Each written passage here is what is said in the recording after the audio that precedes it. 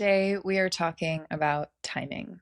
And timing is this finicky but also magical thing that I think people either overanalyze or they don't take into consideration at all. And when we're running a business, there are so many different ways that timing plays a role.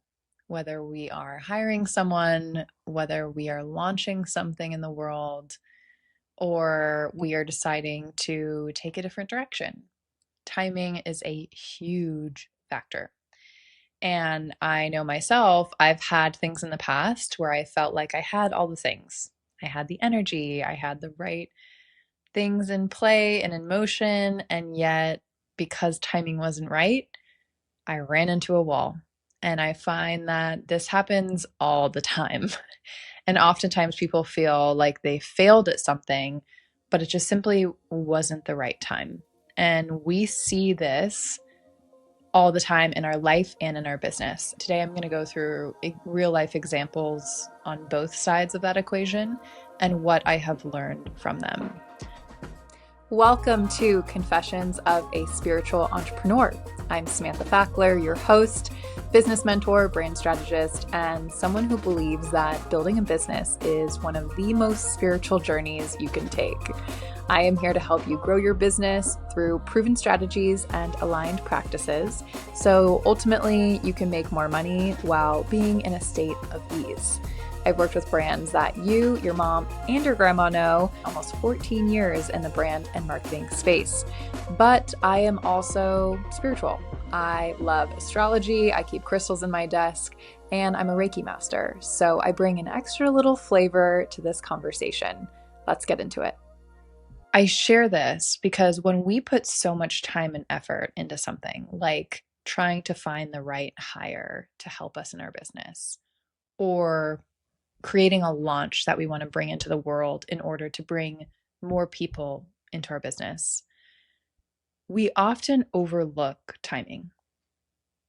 And there are some key questions that you can ask yourself and key things to look at to determine if the timing is right for something or if you should be patient, which is really, really hard, and wait until you do that thing. So I have noticed this with myself, and I had a really brutal lesson in this a couple weeks ago. So I had to do some routine blood work, and I was really curious about this blood work because some of it was measuring my hormones because my husband and I are trying to get pregnant, but we've also accepted the fact that we accept that timing is a huge factor here and you can only do so many things. And so whether we get pregnant next month or in a year from now or, whatever shape and form our future children take and when they decide to come into our lives, we have accepted that. And I think that's been really hard to accept, to be honest. But I went to do this blood work to see where are my hormones at? Do I need to be doing more work to take care of this before having kids? Or are things right on track and we just simply will continue to be patient? And so I was really eager to get this blood work done. And I have gotten so many different blood tests over the years. I mean, I'm like a proper functioning adult. I see the doctor. And I typically just do a walk-in at this clinic that's not too far from my home. I've never had an issue. I never wait more than 15 minutes, and it's so quick and easy.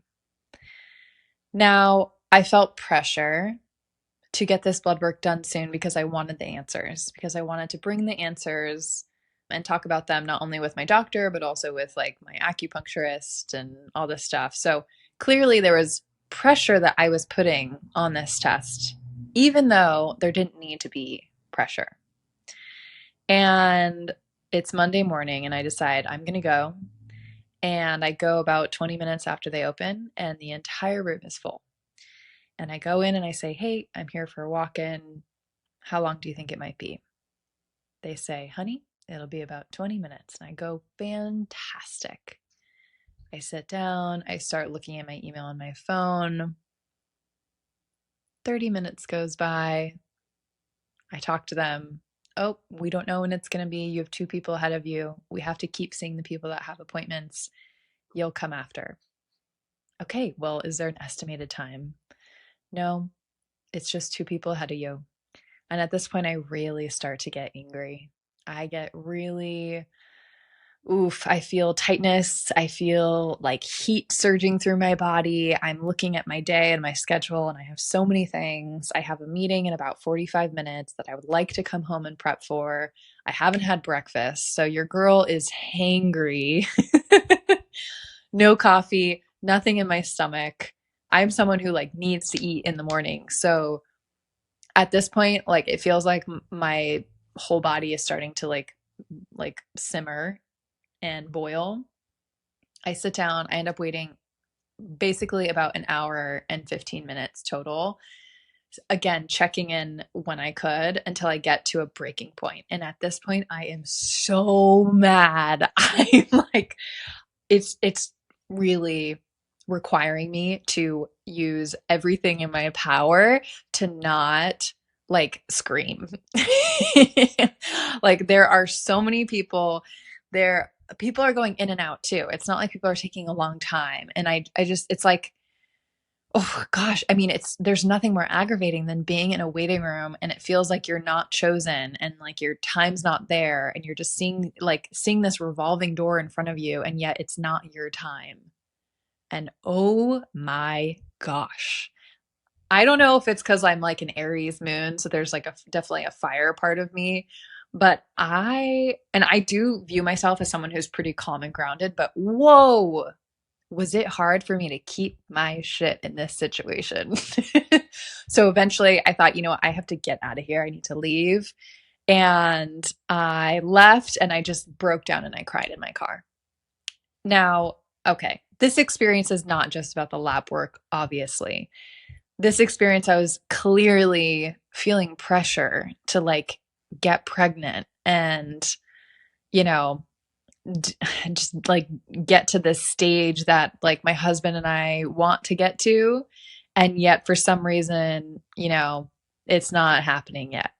And so the pressure that I was putting on this lab test was actually also from this larger thing looming. And I cried like a lunatic in my car in the parking lot. And by the time I got home, I was like, okay, I'm going to make an appointment for this thing. And fast forward 4 or 5 days later, when I could get an appointment at the right time, where I didn't have a lot going on in my day after, just in case I were to wait, who freaking knows how long, for someone to just stick a needle in my arm for like, I don't know, 30 seconds. Clearly, part of me is still aggravated. But anyways, I go for my walk-in appointment several days later, and the entire experience takes less than 5 minutes. I go in, I check in. There's almost no one in the waiting room, even though it's the exact same time that I went earlier that week. I go in, it's actually the smoothest blood draw I've ever had. Like I don't know what kind of like lobotomist angel guy. I forget what they're called. I think it's lobotomist, but maybe that's lobotomy. I don't know. But whoever poked my arm, who was professionally like certified to do so, was just like, what? Like I barely felt it and then it was out and it was incredible. I've never felt it that light. And then I was off and onto my day. And when I left this place, I laughed hysterically because I was like, are you kidding? That was so easy and like pleasurable in a weird way. like like there was absolutely no pain, no stress. It was like I was like in a lazy river just flowing along with this thing and it took way less time than I expected. And I saw my entire day open up. I had time to go get coffee. I had like an abundance of time and I laughed so hard because I was like, well, isn't this a lesson in timing? And is it a lesson to also book your blood draw appointments for walk-ins only? Yeah, probably that too. But I want to emphasize I have had so many walk-ins that had never had that level of friction. And I think there were like two big lessons in this. One, sometimes we get really upset with things, and it's actually not that thing that's upsetting us. It's something else in our lives or our business that is coming out through this other side.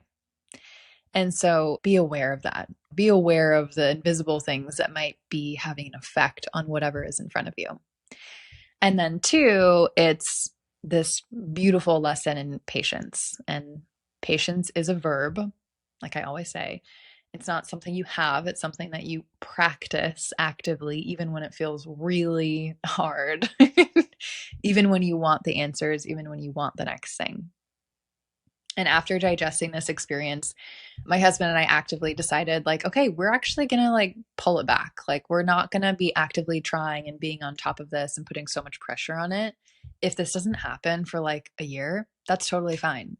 If it takes longer, that's fine. Like, we are going to fully trust timing, and we're not going to be doing all like checking off all these fertility things and eating a specific way and doing all these, this 100-long checklist of items to like optimize fertility. And that felt really good to us.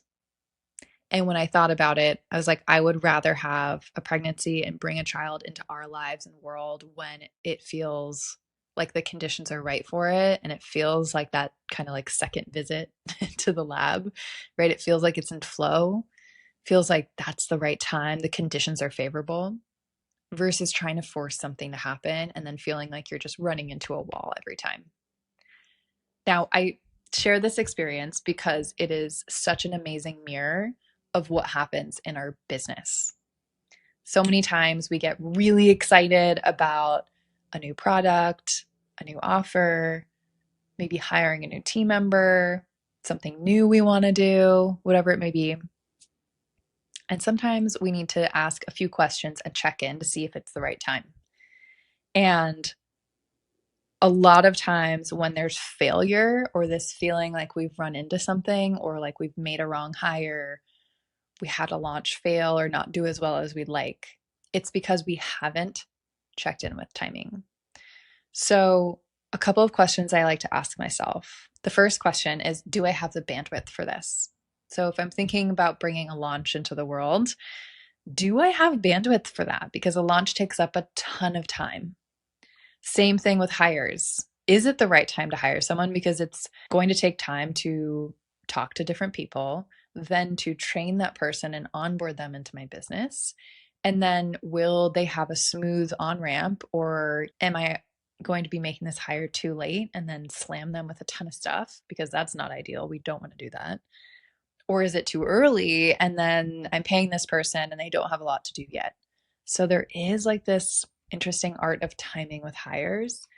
And when it comes to launches, it's even more important to get the timing right, because that can determine, again, if your launch swims or sinks. The second question to ask yourself is, does the greater ecosystem or do the greater conditions support this? So if you're, let's say, launching something, does your business have room to support that? Is that thing going to sit well with the other offers in your business? Do you have room in your life and business to bring this up to speed and then to hold it and maintain it as a consistent part of your business? So if it's an offer, how does that offer fit in with the greater scheme of what you bring into the world?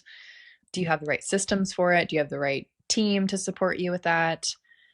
And I think it's a really crucial question to ask, because I had a launch fail because I didn't take into consideration these things. And I felt really rushed. Part of this is that I had a coach telling me, I really, see a mastermind for you. I think you need to launch this. And I technically, as a coach, like I have the skills to run a mastermind. I have led them in the past, like a peer driven mastermind that I ran for, I don't know, like 6 to 8 months. So I felt confident in that I could deliver it. But this was also a season where my husband and I were buying a house, and we didn't plan that. It just happened, again, because the timing was right. And then it was actually a really smooth experience, but it still took up a lot of time and energy. We had a ton of travel booked for this time. And by the time that this launch was completing, I was burnt out. I was, Samantha, burnt to a crisp. Like, it was not a pretty sight. And I think I didn't have the bandwidth for it. I wish I had more support at the time. And the third question I'm bringing in here too was also a factor in that failed launch. And the third question is like, what does the greater picture look like? And does that support this in terms of timing? And when I say greater picture, I mean zooming out from just your business and your life. It's like, hey, let's look at the larger climate. Like, is the market in the right place for this? If you're introducing a high ticket product and the market's absolutely tanking, guess what? People are probably not going to want to invest in that. Astrology, which I think is so important to take a look at. A lot of people are doing all the right things in their business, they're doing amazing work, but the astrology is not quite supporting this larger expansion and this like popping off that they really want. And so if you can tune in and see like, hey, what are the energies supporting here? And when is the energy going to be more expansive for what I do? It can actually allow you to be more patient with what's happening in the present and give you hints on when it is a favorable time to launch something new in the world or to hire someone onto your team, etc. My mastermind launch failed because of all three things. I didn't have the bandwidth. I didn't have the right support structures, and conditions were not favorable. It was around December of that year, and the astrology just wasn't right for that. Like for me, and astrologically, what was happening with my chart at the time, the focus was on home and roots. It was not on like new expansion and things. And after this, it was such a learn. I mean, I learned so much from this, even though it really got me down. I went into kind of a dark place for a couple weeks, especially because I was burnt out. I ended up, getting mono and like just completely collapsed. But I came out of that honestly feeling like a phoenix, as like lame of a cliche that might be. I felt like I was like, you know what? I'm never going to launch something without checking in on these things again. I'm going to make sure the timing's right. And I crushed it this year in terms of timing because I asked myself these three questions. Do I have the bandwidth? Do I have the right support structure? Are the greater conditions favorable? I looked at my entire year and I knew exactly how I was going to plan that out. I launched the brand edit in the spring. I launched the brand edit again in the fall. And I brought my free community to the world. And there is something else coming in November. Because I was in flow with this, I have found success with all of these things. And I'm so grateful for that success. I'm so grateful I took the time and I had the patience to work with these kind of natural rhythms for me and my business. And again, it's like be open minded about what goes into timing and understand that you can't control everything. You can have all the right ingredients, and sometimes that cake is just not going to bake the way that you want it to. And the big analogy I like to use with this is gardening. My husband and I have a garden in our backyard and we grow fruits and vegetables and herbs. And there are different seasons, and every plant needs different conditions in order to thrive. And that is the exact same thing with all the things in your business. And I would say the exact same with my hires. I hired a VA early on in this year. I knew, looking at my greater timing of things, that I would need more support. I knew exactly what I needed help with. She came on at the perfect time. She had a little bit of time to ramp up. And now it's like she's been like just such a seamless fit into my business. And I actually know other hires I want to make in my business in the future, but I also know when those are going to make sense. So even though part of me feels like I'm always like my antennas are open and like, ooh, I wonder if I'm going to find this person, I am reminding myself of patience and that I will meet those people at the right time. So no matter where you're at in your business, what you're planning, I encourage you to check in with these three questions and notice the things in your business that have felt like, oh, I did this at the right time, and the sense of ease that comes with that. And trust that you can have that sense of ease with all the things in your business when you consider time as a huge factor. Okay. Again, I know we're all ambitious. We want to succeed. We want expansion. We want impact. We want all the things. We want to build wealth. But sometimes we have to be patient. And sometimes that's the hardest thing to hear. And same thing with our life. Sometimes we want to make a move. We want to find that life partner. We want to bring children into the world. We want to step into a new chapter. But we have to be patient. With that, thank you for being here. I am your host, Samantha Fackler. I would love to hear how this episode landed for you. If you want to shoot me a DM at samantha.fackler on Instagram. We will also be talking about this episode more in my free community for women entrepreneurs called Headquarters. The link to the community is in the show notes. We are gathering for all different holidays and things coming up. We're doing women's circles, and there's just so much in that space. It's awesome. With that, thank you for being here, and I will catch you next time.